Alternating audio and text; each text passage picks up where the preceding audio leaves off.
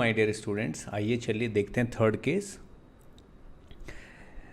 तो ये वाले केस में क्या निकालना है? Electric field due to a dipole at general point,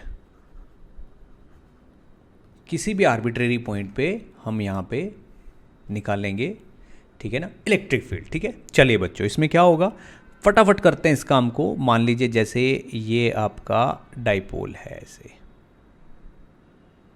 ये डाइपोल का सेंटर है।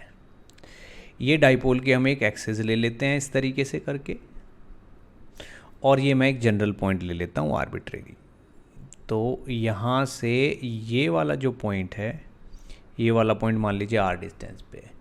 तो इस डाइपोल का डाइपोल मोमेंट है p, ठीक है ना।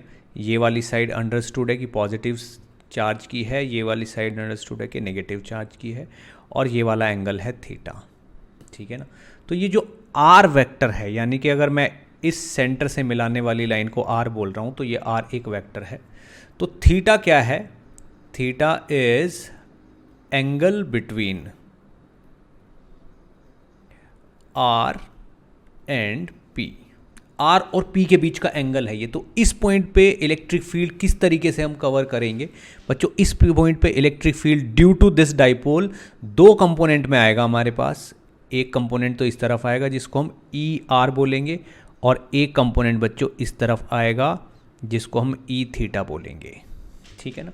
अब ई थीटा इस आर के परपेंडिकुलर डायरेक्शन में होगा और ई आर इस आर की ही डायरेक्शन में होगा, ठीक है ना। तो बच्चों जनरल पॉइंट ये है पी।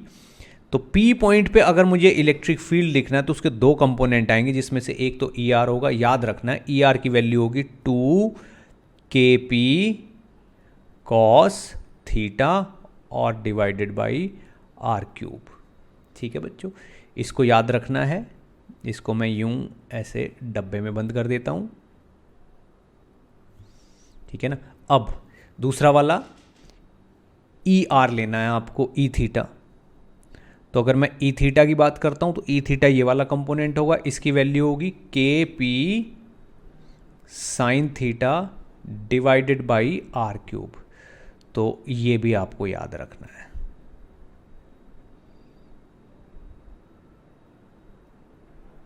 ठीक है बच्चों। तो दोनों जनरल पॉइंट पे इलेक्ट्रिक फील्ड ये होगा, और हमको ऐसे ही लेना है इनको, ठीक है ना। ई थीटा और ई आर, इस थीटा का मतलब ये वाला थीटा नहीं है, ई थीटा मतलब आर के परपेंडिकुलर डायरेक्शन। तो these two are rectangular component. ये क्या हो गए? रेक्टेंगुलर कंपोनेंट हो गए।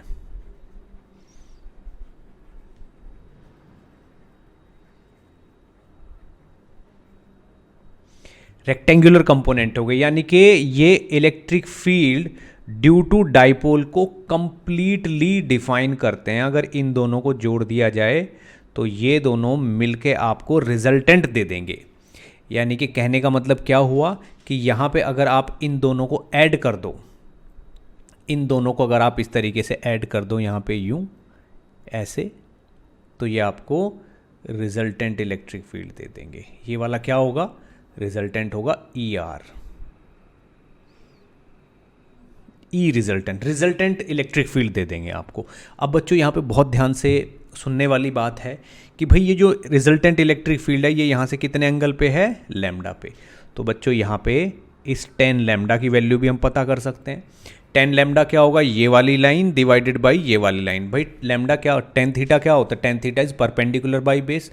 तो ये होगा आपका E theta upon E R, E theta upon E R. अब ई थीटा को ई आर से डिवाइड करेंगे तो K P sine theta upon R cube को अगर हम डिवाइड करेंगे 2kp cos theta are cube से, तो आर क्यूब से आर क्यूब कट जाएगा, के पी से एक के पी कट जाएगा, और हमारे पास आ जाएगा 1/2 टेन थीटा। तो ये भी अपने आप में एक फॉर्मूला है कि भाई आर से जो रिजल्टेंट इलेक्ट्रिक फील्ड है वो आर से कितना एंगल बनाता है, ठीक है बच्चों? तो बनाता है लैम्डा, और 10 लैम्डा की वैल्यू होती है 1/2 टेन थीटा। ये भी एक बहुत ही इंपॉर्टेंट रिजल्ट है, ठीक है बच्चों। अब ये 10 लैम्डा की बात आ गई। दूसरी चीज़, ई रिजल्टेंट की वैल्यू कितनी होगी? तो भाई ये जो ई रिजल्टेंट है इसकी वैल्यू होगी under root of E theta का स्क्वायर प्लस ई आर का स्क्वायर है, ये रिजल्टेंट की वैल्यू होगी। तो भाई अगर मैं यहाँ पे ये ई आर निकालता हूँ, ठीक है ना, तो इसका स्क्वायर प्लस इसका स्क्वायर, अब आप देखो के पी बाई आर क्यूब तो कॉमन आ जाएगा, अंडर रूट में आएगा 4 cos square theta plus sine square theta और इसका अंडर रूट ये आएगा, ठीक है ना। तो बच्चों यहाँ पे आप क्या कर सकते हो, के पी अपॉन आर क्यूब को एज इट इज़ रख के इसमें आप लिख सकते हो। देखिए यहाँ से 4 कॉस स्क्वायर थीटा में से 1 कॉस स्क्वायर थीटा ले लो तो 1 प्लस 3 कॉस स्क्वायर थीटा, तो ये आपके पास ई आर का मैग्नीट्यूड आ जाएगा। तो बच्चों यहाँ पे ई रिजल्टेंट जो है उसकी वैल्यू आती है आपके पास K P upon R cube into under root of 1 plus 3 cos square theta, ये आपके पास मैग्नीट्यूड आ जाता है इसका, और इसको भी हमेशा के लिए आपको याद रखना है।